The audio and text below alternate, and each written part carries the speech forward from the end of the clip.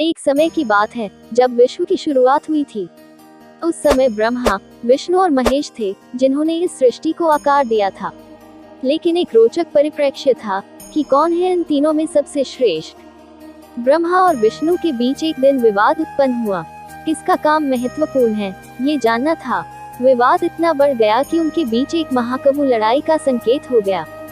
विवाद के रोचक तबके में एक दिन उन्होंने निर्णय लिया कि जो भी पहले उस अद्भुत अग्निस्तंभ के अंत को पहुंचता है वही सबसे श्रेष्ठ होगा। तो शुरू हुआ यह महायुद्ध। विष्णु जी उस स्तंभ के अंत की ओर जा रहे थे, जबकि ब्रह्मा जी उसकी ऊपर की ओर बढ़ रहे थे। किंतु देवों की महायुद्ध की धारा बढ़ती गई और तब अचानक उन दोनों के बीच एक अत्यंत उज्ज्वल अग्निस्तंभ प्रकट हुआ। यह अग्निस्तंभ उनके संघर्ष का परिणाम था और वह समझने लगे कि यही समय है कि उन्हें अपने असली महत्व का पता चले। फिर शुरू हुआ उनका मुकाबला। विष्णु जी नीचे की ओर धावने लगे, जबकि ब्रह्मा जी ऊपर की ओर बढ़ने लगे। लेकिन वे दोनों उस अग्निस्तंभ के अंत तक पहुंचने में असमर्थ रहे। तब आया शिव जी का आगमन।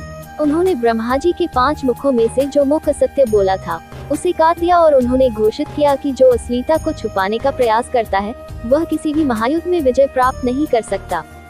विष्णु जी ने खुशी खुशी अपनी हार स्वीकार ली, लेकिन ब्रह्मा जी ने असत्य कहकर उन्हें हार के बारे में बताया।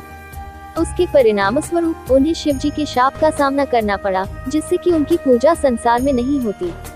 इस खास कथा के आधार पर हम समझते हैं कि श्रेष्ठता असलियता, सच्चाई और समर्पण में है।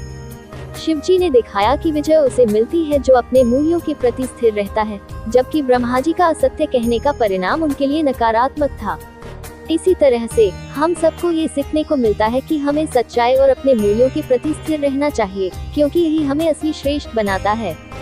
इस कथा से हमें ये सीखने को मिलता है कि असली महत्व उन गुणों में है जो हमें एक उच्च स्तर पर ले जाते हैं, जैसे कि निष्कलंकता, सहानुभूति और सत्यनिष्ठा। इस कथा की सीख श्रेष्ठता सच्चाई और मूल्यों में निहित है और असली महत्व उन गुणों में है जो हमें एक उच्च स्तर पर ले जाते हैं।